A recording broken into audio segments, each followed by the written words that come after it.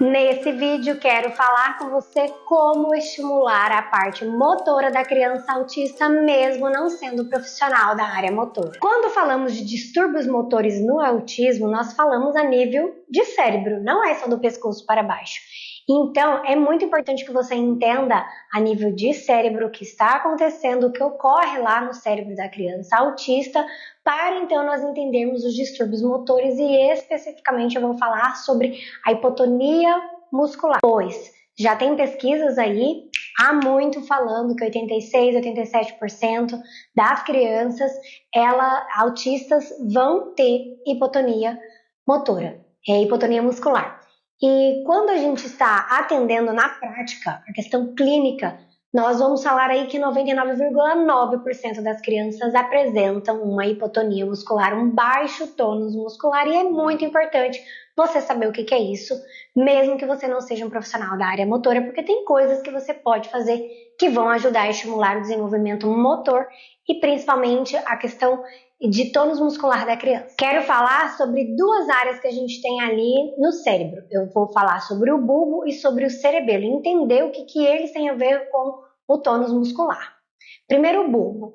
Então vamos entender onde que está localizado esse bulbo no cérebro. Olhando para essa figura, a gente pode ver que o bulbo está ali no tronco encefálico, que tem o bulbo, a ponte, o mesencéfalo, e está pertinho aqui da medula espinhal, do cerebelo. Então o bulbo está envolvido no controle muscular, embora não seja a sua principal função. Ele influencia o tônus muscular por meio de reflexos e da comunicação com outras áreas do sistema nervoso, como o cerebelo, que é mais diretamente responsável pelo controle do tônus muscular e da coordenação dos movimentos. E a outra parte que eu quero falar é o cerebelo, que então é mais ativo aí nessa questão do tônus muscular. O que ele tem a ver com isso? O cerebelo, ele tem um papel importante no controle do tônus muscular, ele atua na regulação da tensão muscular, que contribui para a postura e a coordenação dos movimentos. O cerebelo recebe informações de diversas partes do corpo e as utiliza para ajustar o tônus muscular, permitindo movimentos suaves e precisos. Então, o que acontece? Se a criança tem uma alteração a nível de bulbo, a nível de cerebelo, é uma criança que vai ter dificuldade no tônus. É uma criança que vai ter dificuldade de ajustar o seu tônus muscular durante posturas paradas, estáticas. E agora que você já entendeu essa relação do cérebro, é importante você também entender o que é aí esse tônus muscular. O que significa hipotonia ou tônus muscular primeiro, para depois saber o que é hipotonia. Tonicidade é o estado de tensão do músculo no repouso e possui como estrutura responsável pelo seu controle o sistema nervoso. Ele que permite todo e qualquer movimento, além de determinar as atividades posturais. Então, tônus muscular é o estado de contrabilidade desse músculo em repouso. Eu estou sentada e há sobre mim uma força da gravidade e o meu tônus precisa fazer força para manter a minha postura estável, manter a minha postura aqui reta. E a criança que tem hipotonia, quer dizer baixo tônus muscular, ela tem dificuldade em manter essas posturas por longo tempo. Então, eu tenho um bom tônus, vou manter bem aqui. Por mais que eu esteja ali fazendo alguma coisa, eu me concentre naquela coisa e eu perca a minha postura, daqui a pouco isso vai me incomodar e eu vou arrumar essa postura novamente e permanecer estável nela. A criança hipotônica, não. Ela permanece com essa postura por um longo tempo. Preste atenção na criança quando você estiver fazendo alguma atividade com ela e preste atenção se ela não tem essa postura mais caidinha, essa postura mais cifótica e como que ela permanece por um tempo com essa postura e não se incomoda com ela, diferente de nós quando temos um bom tônus muscular. Para entender essa questão da gravidade, vamos olhar essa imagem aí. Nós temos então aí a imagem que está mostrando essa balancinha, e aí está mostrando que há essa força da gravidade e tem o tônus muscular, né, que está vindo de baixo, a força da gravidade de cima. Então, a hipotonia muscular é quando o tônus muscular perde, a força da gravidade está ganhando. Hipertonia é quando o tônus ganha e a força da gravidade perde. E o que a gente busca é essa força da gravidade e esse tônus muscular equilibrado. Estou aqui, mantenho minha postura, daqui a pouco eu começo a fazer alguma coisa manipulativa, estou tão concentrada que perco a atenção da minha postura ali, mas o meu corpo me manda um aviso, opa, vamos arrumar essa postura aí. E eu alinho essa postura minha. Por isso que a prática de exercício físico é tão importante, além de saúde, para manter esses ganhos motores nossos em dia. É importante também vocês entenderem que dentro da psicomotricidade, dentro dos estudos, da ciência da psicomotricidade, há uma divisão em unidades lurianas, unidades funcionais de Luria. E dentro dessa ciência, ele dividiu em 3 unidades. A primeira, a segunda e a terceira unidade funcional luriana, ou de Luria. E a primeira tem a ver com o tônus muscular e com a equilibração. Porque essa ciência se baseou na maturação do cérebro. O nosso cérebro, ele vai madurando de baixo para cima. Tanto é que o primeiro ganho da criança motor, o primeiro marco que ela alcança é sustentar o pescoço. Quando é recém-nascido, a gente tem que dar apoio para esse pescoço, porque senão ele cai. Então, o nosso cérebro começa a se desenvolver, a se maturar de baixo para cima. E a primeira unidade luriana, ela tem a ver com isso. E qual é a parte que está envolvida aí? O bulbo e o cerebelo. Então, o bulbo e o cerebelo têm tudo a ver com a questão de tônus muscular, mas também de equilibração, de equilíbrio. Mas o foco aqui é sobre o tônus muscular. A gente pode falar sobre isso em outro vídeo. Apesar de que, quando nós estamos estimulando o tônus, nós também estamos estimulando o equilíbrio em contrapartida. Agora é importante que você saiba como que você vai descobrir se essa criança é hipotônica ou não. Porque na criança Down, a gente vê na cara dela que há uma hipotonia muscular. Ela não tem a linguinha para fora, protusa, e é uma criança que é mais molenguinha. A gente já vê ali. No autismo é um pouco mais mascarado. Apesar de que em alguns também está na cara essa hipotonia muscular. Mas vou te dar informações para você observar a sua criança no dia a dia com ela, durante as atividades, para saber se essa criança tem ou não uma hipotonia muscular. E eu fiz uma listinha aqui para ser mais objetiva e clara nessa questão. Primeira questão, a gente vê uma ausência ou dificuldade de vencer a gravidade. Na postura, por exemplo, a criança permanece muito mais tempo com a postura caída do que com a postura estendida. Quando essa criança está andando, você percebe que ela se arrasta, em vez de levantar bem esse pé vencendo a gravidade. São algumas coisinhas que a gente pode observar. Segunda questão, uma hipermobilidade sem presença de dor. Então ela estende muito. Principalmente a gente vê muito no joelho. A criança que fica com o joelho assim, ó, muito esticadinho. Porque a gente tem uma certa curvinha ali. Então ela tem uma hipermobilidade, mas também pode aparecer no braço. Uma hipermobilidade dessa criança. Só que não tem dor nessa hipermobilidade. Ali também tem uma questão de hipotonia muscular. Terceira questão que você pode observar. O músculo não gera resistência ao movimento passivo. Por exemplo, se você pega os 2 braços da criança e cruza aqui, ó, ele vai. Ele não tem nenhuma resistência muscular de chegar no momento de parar. Se você dobrar as pernas da criança, deita ela na cama, por exemplo, pega os pés e dobra. Vai dobrando esse joelho, dobrando na direção da barriga da criança.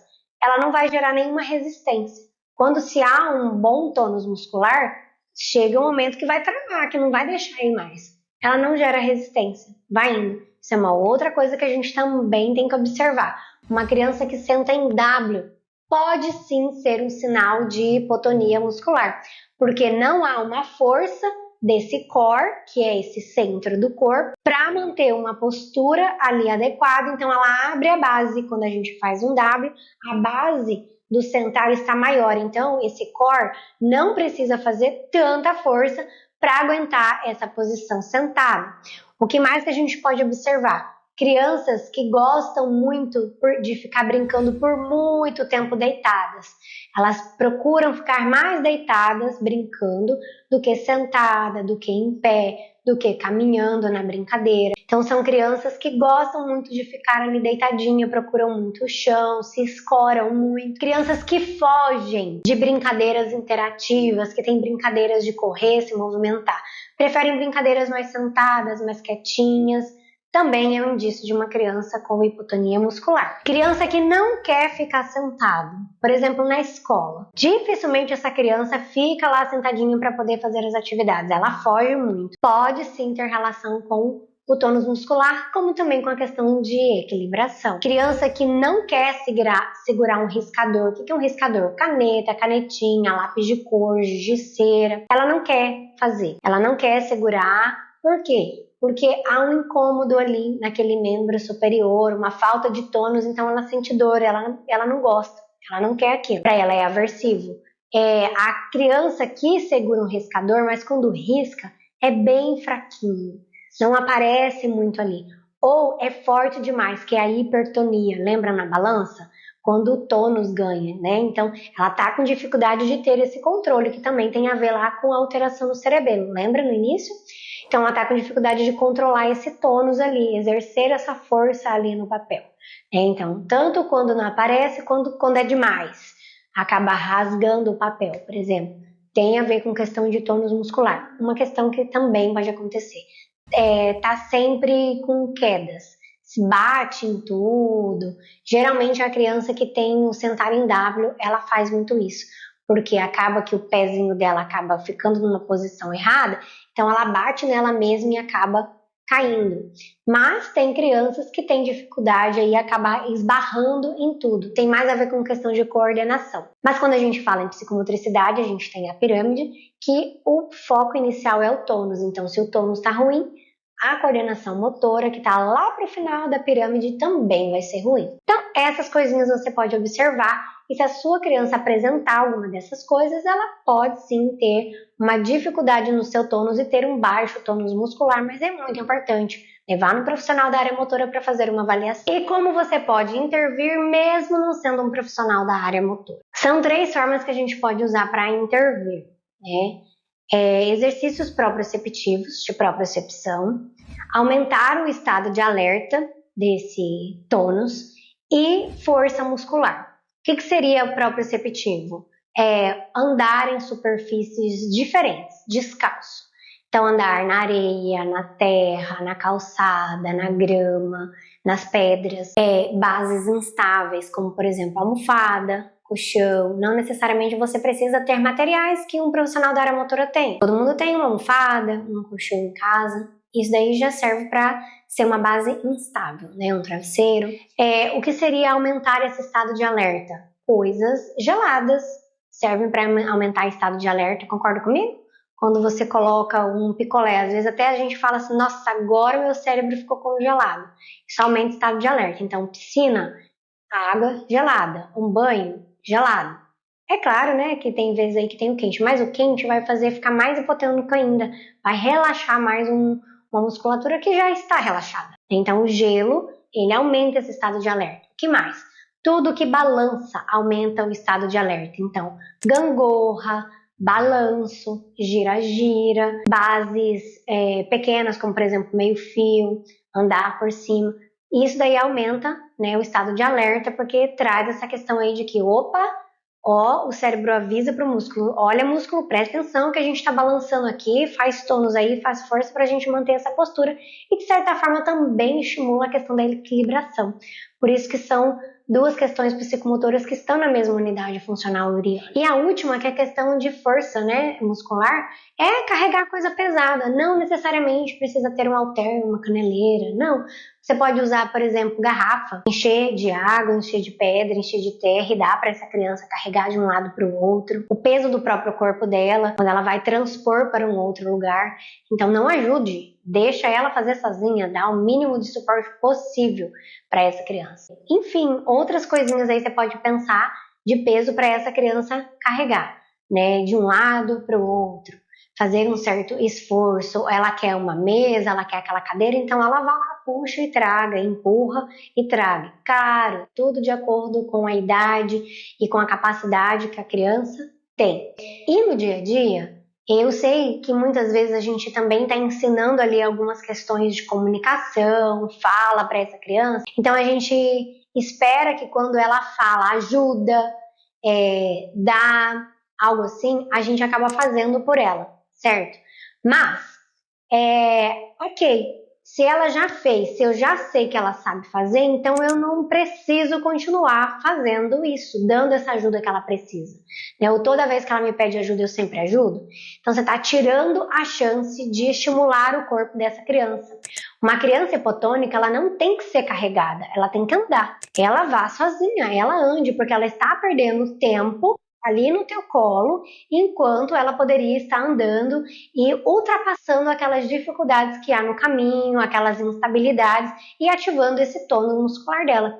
Então não fique carregando essa criança, deixa ela andar. Se você vai fazer um percurso que é longo demais, de vez em quando leva, porque ela vai sentir uma dor, ela vai realmente cansar. Fadiga mesmo. É uma musculatura que não tem capacidade ali para aguentar tudo. Mas não faça o tempo todo. Parcial.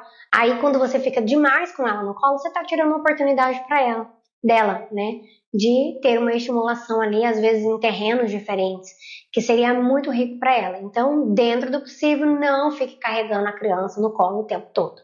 Deixa ela se esforçar. Pense em calçados para essa criança que abracem o pezinho dela. Então, o melhor calçado, tênis. E tênis com cadarço, porque tênis com velcro ele não fecha bem, ele fica bambo. Então a criança já é hipotônica e ela ainda vai ter que lidar com aquele calçado que fica sambando no pé dela. Então ou é descalço ou é com tênis com cadarço, porque é um tênis que abraça. E não venha com tênis com rodinha, com pisca-pisca, porque vai fazer um tênis mais pesado e vai fazer com que essa criança fique observando aquilo ali, aí é pior, porque ela é hipotônica e além de tudo ela ainda vai deixar de observar para onde que ela está indo, ela vai cair com mais facilidade. Então, básico, um basiquinho leve, mas que abrace esse pé, fique bem fixo ali. Que mais que você pode fazer? Quando você for dar o suporte para essa criança, como eu estava falando antes, eu quero que ela peça ajuda, Então ela pediu ajuda, eu vou dar? Às vezes eu dou e às vezes eu não dou ajuda para ela. Agora que eu já te ajudei, agora você vai fazer um pouco sozinho.